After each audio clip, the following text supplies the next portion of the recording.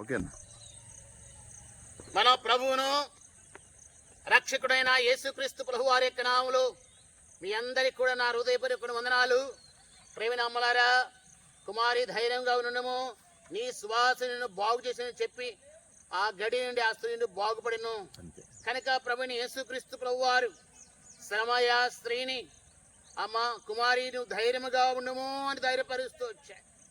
నిస్పృహలైన తన స్థితిలో ఉన్నప్పుడు, నిరాశ స్థితిలో ఉన్నప్పుడు, నెమ్మది లేని స్థితిలో ఉన్నప్పుడు, డబ్బంతా కూడా తన ద్రవ్యమంతా కూడా మరి డాక్టర్ల దగ్గర అయ్యే ప్రదేశాలు ఎంత ద్రవ్యం ఖర్చు పెట్టినా కానీ బాగా స్థితిలో ఉన్న తన దాసురాలని సమరయ స్త్రీని ప్రభువారు కుమారి ధైర్యముగా ఉండము, నీ శ్వాసం నిన్ను స్వస్థపరచునని ప్రభువే ధైర్యంగా చెప్తూ వచ్చినాయి.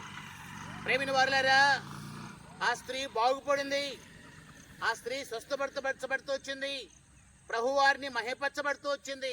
లోకంలో ఉన్న నీవు నేను కూడా ఆ స్త్రీల వలె ధైర్యంగా ఉండి మన జీవితంలో అనేకమైన అద్భుతాలు చూస్తూ వచ్చాం, మన జీవితంలో అనేకమైన మహత్కార్యాలు చూస్తూ వచ్చాం. నిజంగా దేవుని విశ్వాసం ఉంచగలిగిన వారంగా, దేవుని ధైర్యం కలిగినటువంటి వారిగా ఉంటూ ప్రభు పరిచర్యలో నిలిచి ఉండాలని, నిలిచినను ప్రభుని హత్తుకొని, ప్రభుని ఆనుకొని, ప్రభు పరిచర్య నమ్మకమైన వారిగా చేయాలని దేవుని యొక్క ఉద్దేశం. నా ప్రేమిన అమ్మాయ్యా, ఎక్కడున్నావు? ప్రభు నీతో మాట్లాడుతున్నాడు. అంచనాల్లో ఉన్నాం, ప్రభు దొంగ వలె వస్తున్నాడు కనుక ఆ కుమారిని ధైర్యపరిచిన ప్రభు, సమయశ్రీని స్వస్థపరిచిన ప్రభు, మన జీవితంలో చెత్త చెదారం, మనలున్న మచ్చ, మనలున్న మాలిన్యం, మనలున్న డాగు దేవుని వాక్యం సాకల బట్టి సబ్బు లాంటిది కడిగి వేస్తూ వచ్చాను. అమ్మాయ్యా, ధైర్యంగా ఉన్నావా? కృంగిపోయిన స్థితిలో ఉన్నావా?